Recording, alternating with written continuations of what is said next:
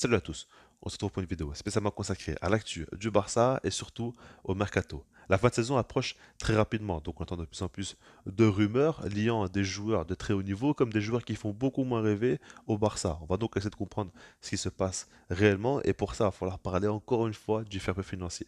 Alors j'en ai déjà parlé plusieurs fois, vous en avez aussi déjà entendu parler, donc je ne vais pas répéter ce qui a déjà été dit. On va surtout dire ici que le Barça vise à ne plus être soumis au fair play financier et si cela arrive, de gros coups pourront être réalisés. Si cela n'arrive pas, là, ça va être beaucoup plus compliqué. On aura encore une fois droit à un mercato avec beaucoup de bricolage. Xavi en a parlé en conférence de presse et il a avoué que la direction lui avait promis qu'ils pourront donc réaliser de gros coups la saison passée. Au final, ça n'a pas été le cas. On avait un mercato où il y a eu seulement 3 millions d'euros dépensés avec Aurel Romeo, puis tu as eu Gundogan qui est arrivé librement, et lors du dernier jour du mercato, on a eu Cancelo et Félix qui ont signé en prêt. Au final, ces trois gros coups-là, tu les as fait parce que tu es le Barça et parce que les joueurs rêvent de jouer dans ce club-là.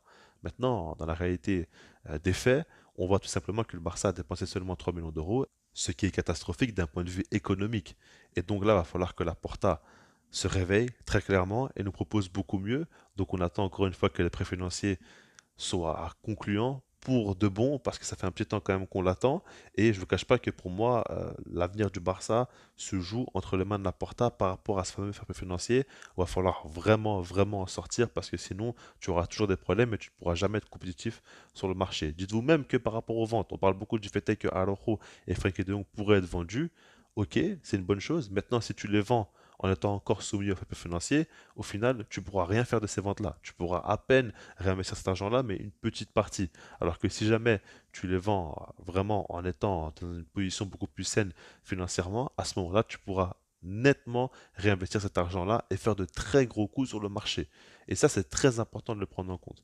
Maintenant, par rapport à Deco, évidemment, lui, il ne sait pas encore comment il va travailler, avec quel budget, etc. Donc, par rapport à ça, ce qu'il faut savoir, c'est que lui, il prépare des plans B. Ça, c'est logique. Un mercato où le Barça est soumis ou non au fair play financier. Et donc, on entend beaucoup parler de Guido Rodriguez, par exemple, dans un premier temps. Lui, très clairement, c'est si jamais le Barça n'arrive pas à faire de gros transferts. Parce que là, c'est un milieu de terrain de 30 ans, argentin, qui joue au Real Betis, qui n'est pas non plus flamboyant. Et c'est un bon joueur, évidemment. Maintenant, au Barça, on attend quand même beaucoup plus. Pour remplacer Sergio Busquets, on veut quand même un joueur de plus haut niveau. Et dans la même veine, il y a un joueur comme Wilfried Ndidi aussi qui pourrait arriver donc librement. Encore une fois, lui, il joue à Leicester. Et bon, lui, je le connais quand même mieux que Guido Rodriguez. Je l'ai quand même beaucoup plus vu jouer. Et je peux vous dire qu'il y a eu une période quand même, il y a 2-3 ans, où il était quand même très performant. C'était l'un des meilleurs récupérateurs de Première Ligue. Après, il a eu des blessures. Il est un petit peu passé au travers. On va dire qu'il a eu une période de moins bien. Et en soi, quand on regarde qu'il soit bon ou pas, c'est pas ça le plus important. Son profil, ben, c'est un joueur quand même qui est très fort physiquement, athlétiquement, qui fait beaucoup de récupération. Il n'y a pas de souci. Maintenant, avec ballon, c'est quand même très limité. Et ça, c'est un vrai problème. Alors oui, dans le double pivot, avec un joueur comme Pedri ou comme Frenkie de Jong, il te faut un joueur très fort défensivement. C'est ce qui manque au Barça. Ok, mais on est quand même dans un club où il te faut quand même des qualités balle au pied et ce n'est pas trop son cas. Maintenant, si jamais tu as plus de budget, il y a un joueur comme Kimmich. On en parle beaucoup aussi, qui plaît fortement à Xavi et qui voudrait venir au Barça. Après, bon, on entend parler comme quoi il pourrait finalement prolonger au Bayern. On verra. En tout cas, il reste plus qu'un an de contrat, donc économiquement, c'est faisable. Vraiment, ça ne devrait pas coûter si cher que ça. Après, le Bayern est quand même compliqué en négociation, mais s'il ne veut pas prolonger, ils seront obligés de le vendre sous peine de le perdre gratuitement. Et ce serait quand même compliqué pour eux parce que financièrement aussi, ils ne sont pas dans une très bonne situation. Maintenant, par rapport à Kimmich, ce que j'aimerais dire, c'est que, encore une fois, ce n'est pas un joueur qui va te régler tes problèmes défensifs du Barça. Ce n'est pas le pivot qui va faire la différence. C'est un joueur qui, avec ballon, va t'apporter beaucoup de très très bonnes choses, mais sans ballon, bah, encore, il peut très bien défendre en avançant. Quand le Barça domine, il sera très intéressant dans les positions hautes.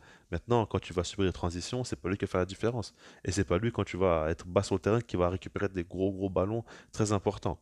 Après, Kimmich, pour moi, ce n'est pas le pivot qui manque au Barça, mais c'est un joueur qui pourrait faire beaucoup de bien à l'équipe. Parce qu'il est très complet, parce qu'il peut jouer à plusieurs postes, et parce que je pense que s'il est accompagné avec justement un vrai pivot, là, ça peut faire de grandes différences. Et je ne dis pas ça dans le sens où il pourrait remplacer De Jong. Je pense qu'il pourrait avoir un rôle hybride très intéressant, justement avec De Jong, avec un numéro 6.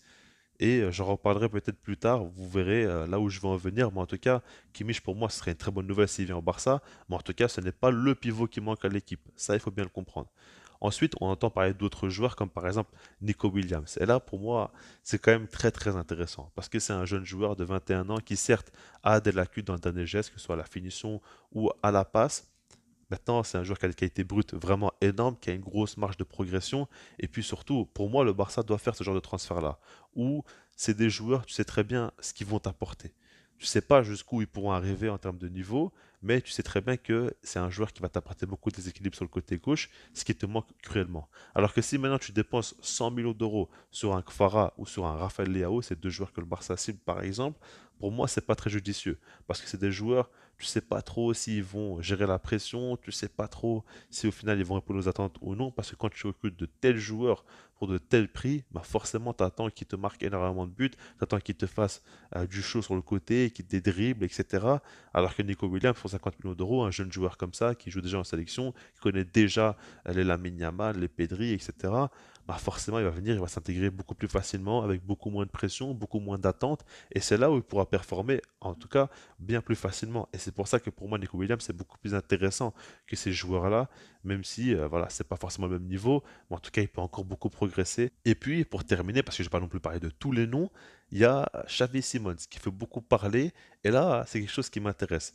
Parce que, bon, par rapport aux infos, on parle du fait que le joueur voudrait revenir au Barça, parce que rappelez-vous, il a été formé à la Masia quand même. Et c'était quand même l'un des joueurs les plus talentueux qu'on a vu à la Masia. Il était quand même promis à un grand avenir. Il est parti au PSG, il s'est un petit peu perdu, il s'est relancé, etc. Et par rapport à ça, ben, on parle que le Barça voudrait le faire revenir en prêt.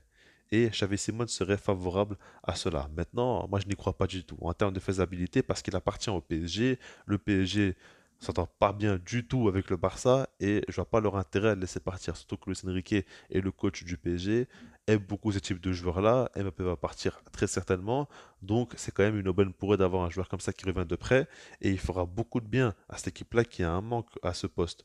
Donc il n'y a aucune raison de le laisser partir, encore moins au Barça, peut-être à la fin de son contrat, ok, mais en tout cas à l'heure actuelle, vraiment c'est une info qu'il ne faut pas prendre au sérieux.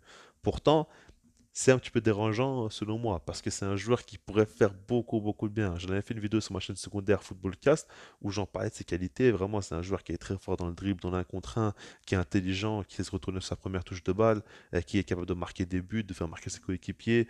Vu qu'il a été formé à la Masia, on sait qu'il a de bonnes relations avec des joueurs comme Baldé par exemple.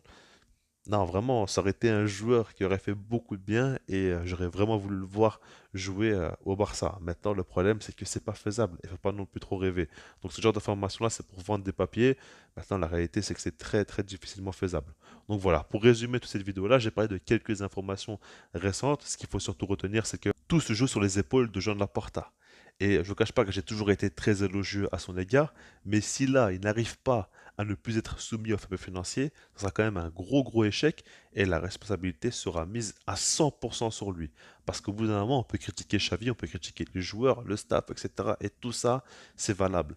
Maintenant, le président nous fait énormément de promesses, parle beaucoup dans les médias, n'agit pratiquement pas, manque de respect aux supporters parce qu'à chaque fois, il nous lâche quand même des mensonges et ça commence à devenir quand même très gênant. Donc aujourd'hui, il faut agir. Aujourd'hui, il faut qu'il nous prouve tout simplement qu'il travaille de manière positive et que de bonnes nouvelles vont enfin arriver au Barça. Parce que se faire humilier chaque saison en Europe, que l'image du club se fasse piétiner par les médias, par le monde entier, ça commence à devenir compliqué, ça commence à devenir difficile à vivre.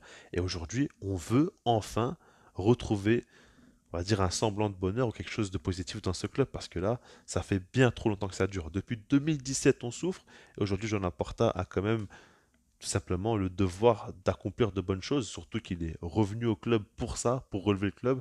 C'était sa promesse initiale. Pour l'instant, en tout cas d'un point de vue financier, c'est encore très loin d'être fait. Il a fait quand même beaucoup de travail, pas non plus tout jeter, mais aujourd'hui, on en attend beaucoup plus et aujourd'hui, c'est sur lui que ça se joue.